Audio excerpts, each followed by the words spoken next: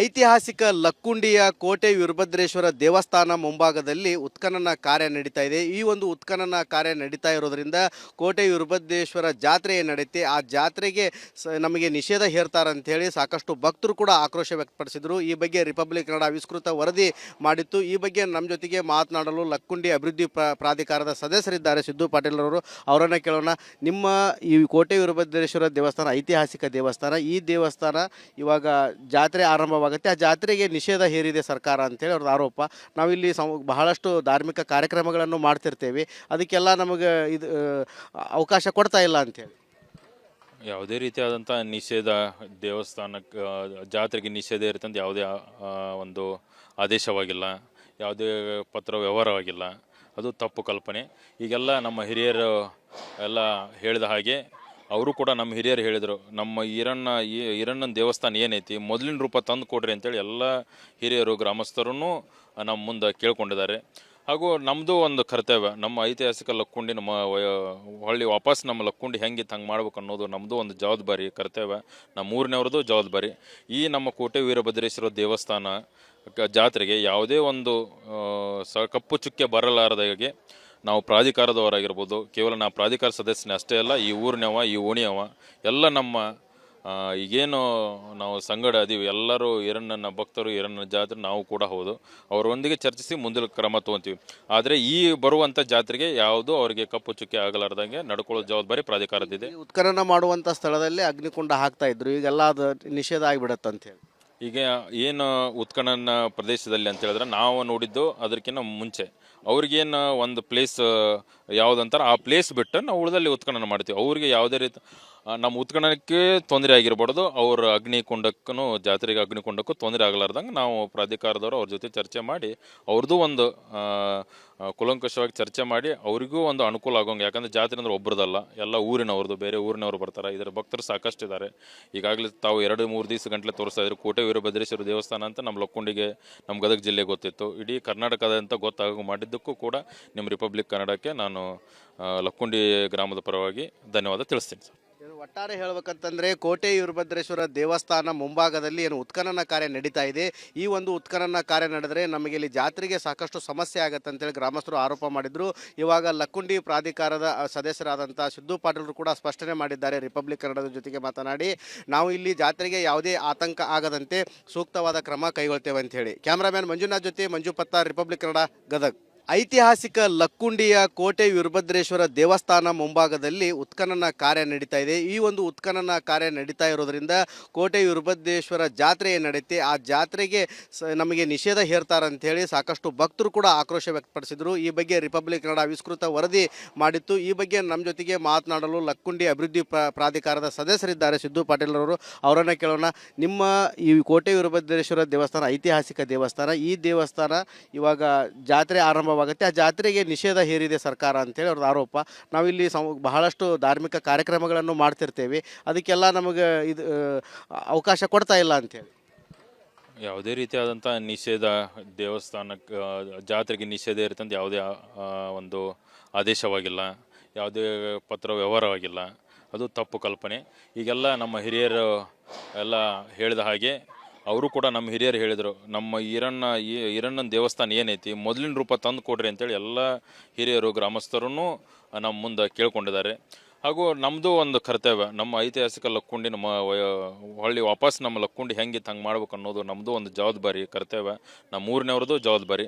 ಈ ನಮ್ಮ ಕೋಟೆ ವೀರಭದ್ರೇಶ್ವರ ದೇವಸ್ಥಾನ ಜಾತ್ರೆಗೆ ಯಾವುದೇ ಒಂದು ಕಪ್ಪು ಚುಕ್ಕೆ ಬರಲಾರದಾಗೆ ನಾವು ಪ್ರಾಧಿಕಾರದವರಾಗಿರ್ಬೋದು, ಕೇವಲ ನಾವು ಪ್ರಾಧಿಕಾರ ಸದಸ್ಯನೇ ಅಷ್ಟೇ ಅಲ್ಲ, ಈ ಊರಿನವ ಈ ಓಣಿಯವ ಎಲ್ಲ ನಮ್ಮ ಈಗೇನು ನಾವು ಸಂಗಡ ಅದೀವಿ ಎಲ್ಲರೂ ಈರಣ್ಣನ ಭಕ್ತರು, ಈರಣ್ಣನ ಜಾತ್ರೆ ನಾವು ಕೂಡ ಹೌದು. ಅವರೊಂದಿಗೆ ಚರ್ಚಿಸಿ ಮುಂದಿನ ಕ್ರಮ ತೊಗೊತೀವಿ. ಆದರೆ ಈ ಬರುವಂಥ ಜಾತ್ರೆಗೆ ಯಾವುದು ಅವರಿಗೆ ಕಪ್ಪು ಚುಕ್ಕೆ ಆಗಲಾರ್ದಂಗೆ ನಡ್ಕೊಳ್ಳೋ ಜವಾಬ್ದಾರಿ ಪ್ರಾಧಿಕಾರದಿದೆ. ಉತ್ಖನನ ಮಾಡುವಂಥ ಸ್ಥಳದಲ್ಲಿ ಅಗ್ನಿಕುಂಡ ಹಾಕ್ತಾ ಇದ್ರು, ಈಗೆಲ್ಲ ಅದು ನಿಷೇಧ ಆಗಿಬಿಡತ್ತೆ ಅಂತ ಹೇಳಿ.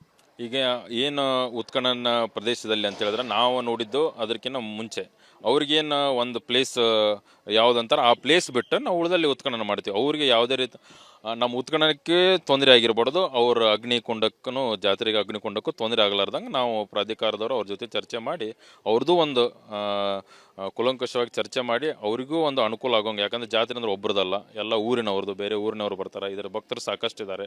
ಈಗಾಗಲೇ ತಾವು 2-3 ದಿವಸ ಗಂಟಲೆ ತೋರಿಸ್ತಾ ಇದ್ರು. ಕೋಟೆ ವೀರಭದ್ರೇಶ್ವರ ದೇವಸ್ಥಾನ ಅಂತ ನಮ್ಮ ಲಕ್ಕುಂಡಿಗೆ, ನಮ್ಮ ಗದಗ ಜಿಲ್ಲೆಗೆ ಗೊತ್ತಿತ್ತು. ಇಡೀ ಕರ್ನಾಟಕದಂತ ಗೊತ್ತಾಗೋ ಮಾಡಿದ್ದಕ್ಕೂ ಕೂಡ ನಿಮ್ಮ ರಿಪಬ್ಲಿಕ್ ಕನ್ನಡಕ್ಕೆ ನಾನು ಲಕ್ಕುಂಡಿ ಗ್ರಾಮದ ಪರವಾಗಿ ಧನ್ಯವಾದ ತಿಳಿಸ್ತೀನಿ ಸರ್.